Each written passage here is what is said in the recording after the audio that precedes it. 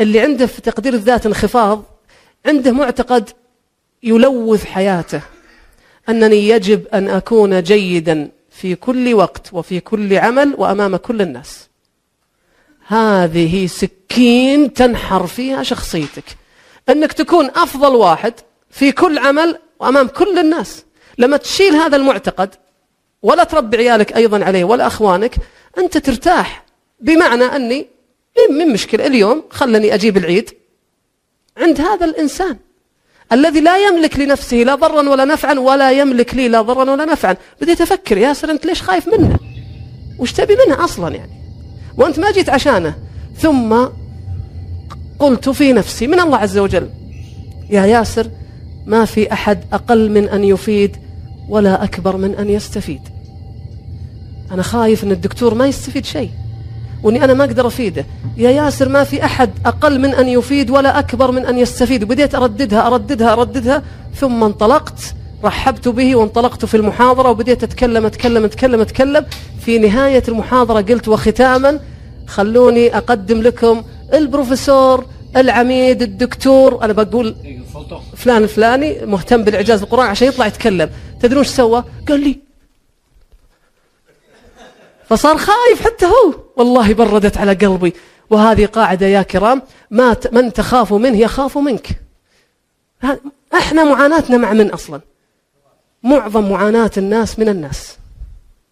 أنا أتأذى منك وأنت تتأذى مني. والنبي صلى الله عليه وسلم قال: المؤمن الذي يخالط الناس ويصبر على أذاهم. الناس لا بد أن يؤذونك، وبالتالي أنا خايف منه، أيضا هو خايف مما أنا خائف من. قلت: لا والله لا أذيقنك من الكأس الذي أذقتني. حياك الله يا دكتور. أبدا، الجمهور كله يبغاك، ما حد قال شيء. تبغون الدكتور؟ طبعا الشباب التعزيز وطلع ضعيف والله العظيم مرتبك، وأنا قاعد أقول الحمد لله. تدرون ليش الحمد لله؟ لأن الإنسان عندما يشعر بالتفرد تنكسر ذاته. شلون بالتفرد؟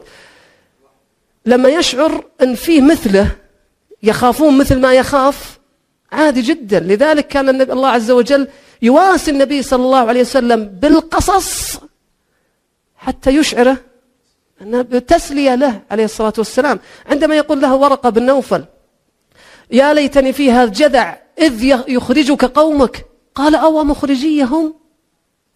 هذا هنا يخبره أنك لست متفردا. لذلك يا كرام، الأفراح إذا شاركتها مع الناس زادت، والأحزان إذا شاركتها مع الناس زالت ونقصت.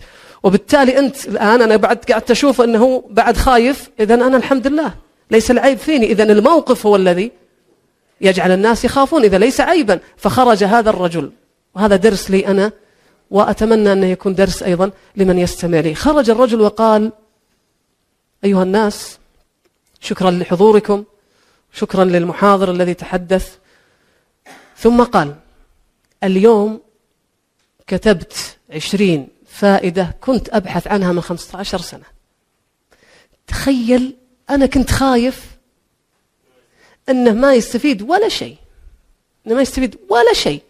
يقول: كتبت 20 فائدة كنت أبحث عنها خلال 15 سنة، استفدت درسا، فصفق الناس لي وصفقت له على صفائه ونقائه وقوة شخصيته. ليس كل إنسان يظهر الامتنان. كل ما زاد تقدير الإنسان لذاته وقوية شخصيته استطاع أن يعبر عن مثل تلك المشاعر. إذن هنا المشكلة كانت بالدرجة الأولى هي احتقار للذات. طيب، هذه سلامة الله، هذه عدم تقبل للذات. من الناس من لا يحب أن يرى صورته، من الناس من ينزعج من صوته، من الأطفال لو تصوره ما يبغى يشوف، لو تصوره جاي امسح، ويمكن يصور سناب بس ما يشوف سنابه، يشوف أهل يسمع أهل من بعيد يعلقون بس ما يبغى. مسكين عنده مشكلة في تقبل لذاته. هنا مشكلة في تقبل الذات. هنا نعم، هنا أحسنت، هنا قبول، هنا تقبل للذات، ما عنده أي مشكلة بعيوبه، بشكلي، بأسناني، بكل شيء، أنا أتقبل ذلك. هنا مشكلتين طبعا، هنا مشكلتين. أحسنت، هنا مشكلة توكيد ذات. ليش؟ لأنه قاعد يؤذيه وهو يحتضنه، وهو لا يوقف عند حده، يؤذيه ومع ذلك يجيه. والمثل العام يقول القطو يعرف ما يعرف إلا خناقة. ليش من الناس من ما يقرب إلا اللي يؤذيه، عنده ضعف في توكيد ذات. لا تسمح له أن يؤذيك، لا تسمح له أن يؤذيك، لست إنسانا عاديا، الله كرمك، فلا تجعل لأحد أن يهينك. هذه مشكلة في توكيد ذات. ومشكلة أخرى في تقدير الذات. ليش؟ من الناس من يشعر أن حياته تنعدم بغياب الآخرين، يزعلونه، ربعه مثلا يزعلونه، يتكلمون فيه، ما يقدر، يشعر أنه إذا زعلهم أو تركهم أو خذ موقف منهم أنه يضيع، أنه ينتهي. عنده مشكلة في شعوره بقيمته بدون الآخرين. إذا عندنا مشكلتين في هذه الصورة. هذه الصورة أيوة أيوة، هذا المدربين، عزز أنفخ. هذه مشكلة في أحسنت اغترار بالذات. خدعك يا كريم، خدعك من يوهمك بأنك أسد ثم يتركك للثعلب. هذه خديعة يا جماعة. لذلك النفخ في الأبناء، الثناء في كل صغيرة وكبيرة مؤذي للذات، مؤذي للذات. يجعل الابن يتورم وليس يسمن. ورم ليس طبيعيا، ليس صحيا. يجعل الثناء في كل حال وفي كل موقف وعلى كل شيء كمن ينفخ بالونا ثم يدعه في مصنع للإبر.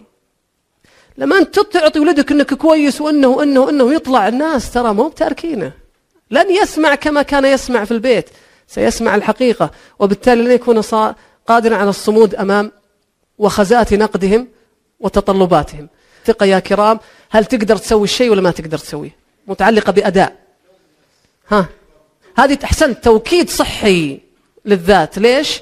لأن التوكيد فن رسم الحدود، حدود الآخرين، فن رسم الحدود. راح ناخذ قاعدة اسمها قاعدة الحقوق والحدود. قاعدة الحقوق والحدود. من حقك أنت مديري، من حقك أنك تحسم علي، بس مو من حقك تسخر مني. من حقك أنك تناقشني، بس مو من حقك ترفع صوتك علي.